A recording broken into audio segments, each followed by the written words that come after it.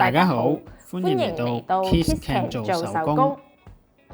喺喺開始之前，記得要俾讚我哋、按讚、訂訂閱閱我哋，同埋追蹤我哋喎。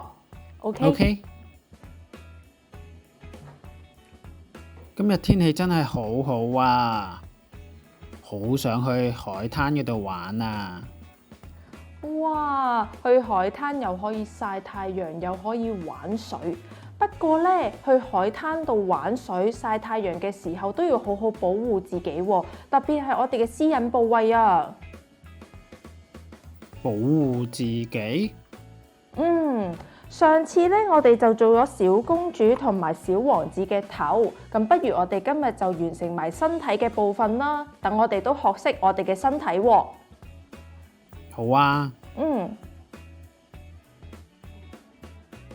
我哋需要用到嘅材料有小公主同埋小王子嘅頭、小公主同埋小王子嘅頭、手公子、手公子、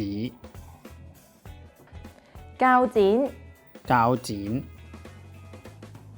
膠水膠水、同埋筆。筆。咁我哋依家一齊嚟做啦。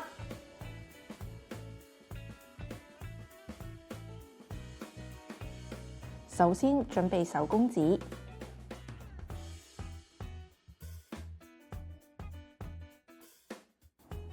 喺小王子皮膚嘅顏色紙上邊畫上梯形，作為小王子上半身嘅軀幹，再畫埋四肢，包括咗兩隻手同埋兩隻腳。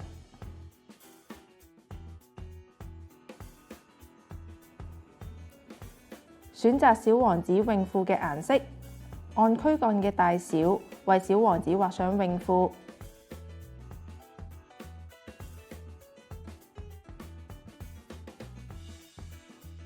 放喺一邊備用。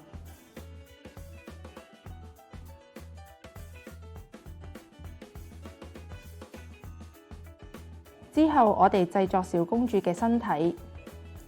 同樣用小公主皮膚嘅顏色紙畫上四肢，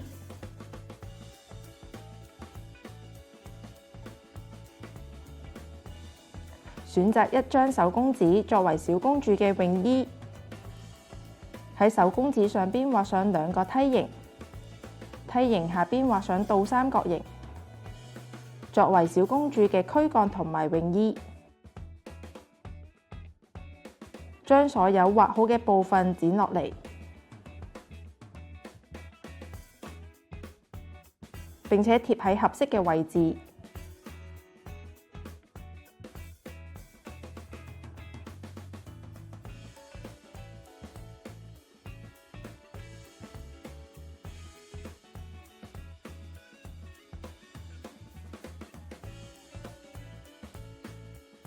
最後貼喺小公主嘅頭同埋小王子嘅頭嘅水樽上邊，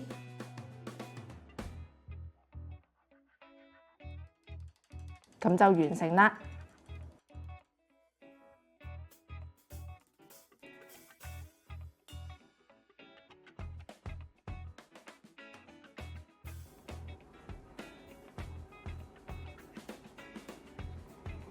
結形啊！小王子同埋小公主嘅衫係唔同㗎喎。